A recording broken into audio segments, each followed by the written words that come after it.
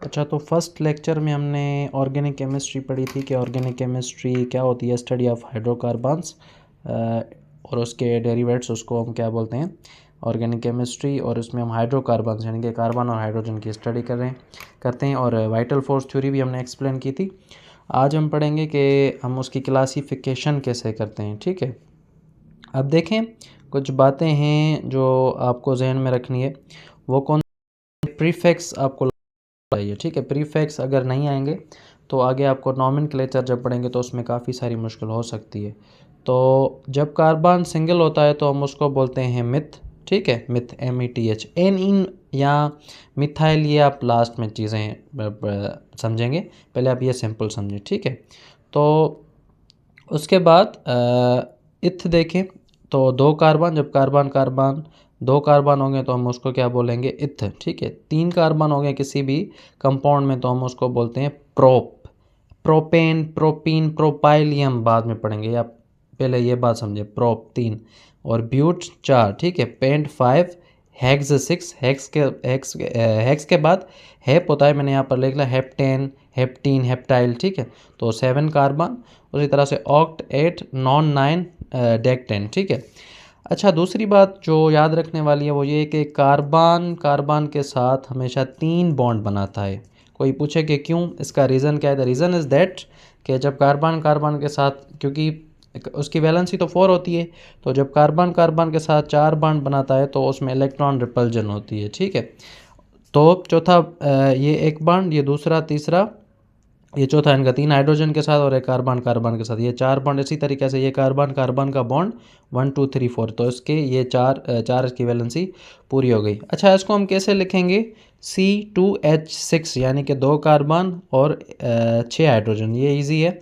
Carbon के यहाँ पर देखिए 3 बॉन्ड है तो एक बचा, एक इसने हाइड्रोजन के साथ बना लिया, हाइड्रोजन के साथ, तो इसको हम लिखेंगे C2H2। इस तरीके से C2H6 हमने पढ़ा। अब देखें C2H4। ठीक है, अब यहाँ पर 2 बना लिए हैं, तीसरा, चौथा। ठीक है, तो इसको हम पढ़ेंगे C2H4। यहाँ पर H4, 4 हाइड्रोजन, 1 2 3 4। ठीक है, 1 2 3 4, 1 2 3 4। ठीक है, उसके बाद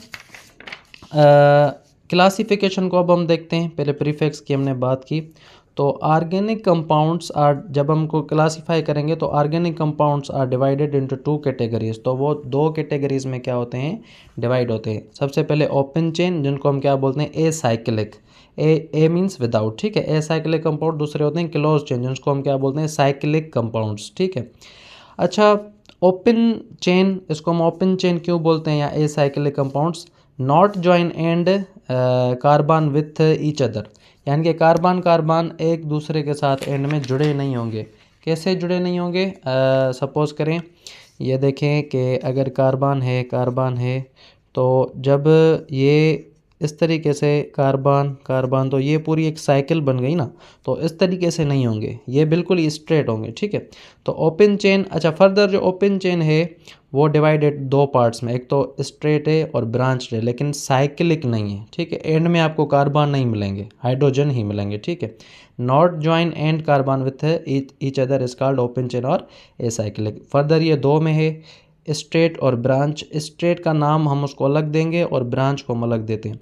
सबसे पहले स्ट्रेट देखें तो कार्बन कार्बन कार्बन, ये बिल्कुल ही सीधे हुए। अब ये कितने, 1 2 3 4 5, तो 5 के लिए कौन सा प्रीफिक्स यूज़ होगा? 5 के लिए यूज़ होगा पेंट। ठीक है, क्या होगा? पेंट। पेंट यूज़ होगा। अब यहाँ पर 5 हैं तो हम इसको सपोज करें, हम इसको बोलते हैं कि ये हमारे पास है पेंटेन। क्या है? पेंटेन। इन एन इसको हम बाद में पढ़ेंगे। ठीक है, तो ये क्या है हमारे पास? पेंटेन। अब देखें पेंटेन। अब दूसरी बात जो याद रखने वाली ये है कि यहाँ पर आपको कोई ब्रांच नज़र आ रही है? नहीं आ रही नज़र। ठीक है, अब जो ब्रांच है, जब उसके साथ ब्रांच अटैच होगी तो उसको हम अलग नाम देंगे। जब भी कोई स्ट्रेट हो, ऐसी चेन जो कि स्ट्रेट हो बिल्कुल, उसको हम क्या बोलते हैं, उसके आगे एन लगा देंगे। पहले तो प्रीफिक्स के बाद हमने लगा दिया एन, ये हो गया एन ब्यूटेन। ठीक है, अब ये हो गया। अच्छा, ये एन ब्यूटेन नहीं है, ये एन पेंटेन है। एन ब्यूटेन में 4 कार्बन होंगे तो हम उसको ऐसे बनाएंगे सी सी सी सी, और उसके लगा देंगे साथ में हम हाइड्रोजन्स। ठीक है, ये हाइड्रोजन, ये हाइड्रोजन, हाइड्रोजन यहाँ पर, hydrogen hydrogen hydrogen hydrogen hydrogen, ठीक है। अब ये क्या है, बिल्कुल ही स्ट्रेट है, इसमें कोई ब्रांच नहीं है, ठीक है। तो ये बिल्कुल ही स्ट्रेट है, तो जो स्ट्रेट होगी उसको हम उसके आगे हम एन लगा देंगे। और जो ब्रांच होगी यहाँ पर देखें सी सी सी सी, और यहाँ पर एक कार्बन की ब्रांच लगी हुई है, तो उसको हम बोलेंगे आइसो। तो ओपन चेन दो में डिवाइडेड है स्ट्रेट और ब्रांच में ब्रांच लगी होगी, तो उसको हम बोलेंगे आइसोब्यूटेन। इस तरह से हम इनकी नोमेनक्लेचर करते हैं, ठीक है। उसके बाद दूसरी बात जो याद रखनी है वो है कि क्लोज चेन। ओपन चेन हो गई। अब इसमें क्या होता है, end of chain of carbon atoms are not free. अब इसमें कार्बन जो है ना एंड में जुड़े हुए होंगे आपस में, तभी तो इसको हम क्या बोलते हैं कि ये क्लोज चेन, यानी को हम साइक्लिक बोलते हैं। अच्छा, ये फर्दर दो पार्ट्स में डिवाइडेड है, दो क्लासेस में ये डिवाइडेड है। एक तो होमोसाइक्लिक और दूसरा है हमारे पास हीटरोसाइक्लिक। अब होमोसाइक्लिक क्या होता है, जिसमें एक किस्म की, होमो मीन सेम, एक किस्म के एटम्स मौजूद हो, यानी कि कार्बन है तो सिर्फ कार्बन ही होंगे। फर्दर ये क्या है, ये जो है होमो वाले ये दो में डिवाइड है। फिर से बताता हूँ, क्लोज चेन क्या होती है, जिसमें कार्बन एंड में जुड़े हुए हो, होमोसाइक्लिक और कार्बोसाइक्लिक भी बोलते हैं इसको। अच्छा, कार्बो क्योंकि सिर्फ एक ही किस्म के मौजूद है। ये फर्दर दो में डिवाइड है, एक एरोमेटिक और दूसरा एलिसाइक्लिक। अब एरोमेटिक कौन से होते हैं, एरोमेटिक वो होते हैं जिनके पास बेंजीन रिंग मौजूद हो, ठीक है, contain at least one benzene ring. इस तरह से आप इसको याद रख सकते हैं। या तो इसमें एरोमा स्मेल है वो प्रेजेंट हो, इसलिए हम इनको एरोमेटिक बोलते हैं। ये किसके हैं, ये होमो के हैं, हीट्रो हम बाद में डिस्कस करते हैं।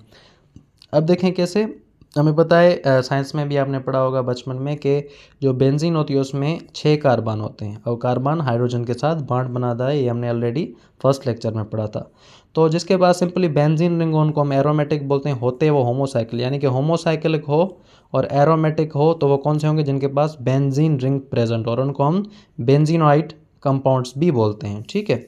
उसके बाद एलिसाइक्लिक कौन से होते हैं, इनको हम बोलते हैं नॉन बेंजीनोइड कंपाउंड्स। क्यों, सिंपली ये बात याद रखनी है कि होमो हो और नॉन बेंजीनोइड हो तो उनको हम एलिसाइक्लिक बोलते हैं। क्यों, क्योंकि उनके पास बेंजीन रिंग मौजूद नहीं होता, ठीक है। अब कैसे पता चले कि भाई ये बेंजीन रिंग है या नहीं है, ये भी सेम है, ये भी सेम है।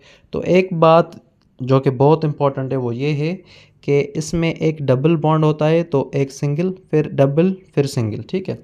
अब कैसे, अगर यहाँ पर मैं इसको ऐसे करूँ तो ये डबल बॉन्ड शो करेगा, लेकिन यहाँ पर ऐसा नहीं होगा। क्यों, क्योंकि वो बेंजीन रिंग में होता है। बेंजीन रिंग को हम इस तरह से भी शो करते हैं, ये जो डॉट आपको नज़र आ रहे हैं ये हमारे पास कार्बन को शो कर रहे हैं, ठीक है। कितने, 1 2 3 4 5 6, ठीक है। और इसके साथ रेस्पेक्टिवली हम हाइड्रोजन भी लगा देंगे। और एलिसाइक्लिक कौन से होते हैं, जिनके पास बेंजीन रिंग नहीं होता, जैसे ये हमारे पास नज़र आ रहा है साइक्लोब्यूटेन, क्योंकि 4 हैं तो but, prefix according to prefix कितने हैं, 4 हैं, ठीक है। 4 तो but, cyclo, why, because this is not carbocyclic, this is cyclobutane. Carbocyclic वो होंगे जिनके पास एक किस्म के, सॉरी ये कार्बोसाइक्लिक ही हैं, वो होते हैं जिनके पास क्या होता है, सिंपली बेंजीन रिंग नहीं होता। बेंजीन रिंग में एक सिंगल बॉन्ड और एक डबल बॉन्ड होता है, ओके, ठीक है। ये हमारे पास साइक्लोहेक्सेन है, क्योंकि 6 कार्बन्स हैं। उसके बाद हीट्रोसाइक्लिक कौन से होते हैं, कंटेन 1 और मोर एटम्स। अच्छा, यहाँ पर देखें डबल बॉन्ड है, लेकिन अभी जो मैं आपको बात कर रहा था वो ये थी, हीट्रोसाइक्लिक कंपाउंड्स वो होते हैं, हीट्रो मीन्स डिफरेंट, कंटेन 1 और मोर atoms other than that of carbon atoms. Simply आप इसको ये याद रख लें कि जिनके पास सिर्फ कार्बन मौजूद हो एक ही किस्म के, तो उनको हम होमोसाइक्लिक बोलते हैं।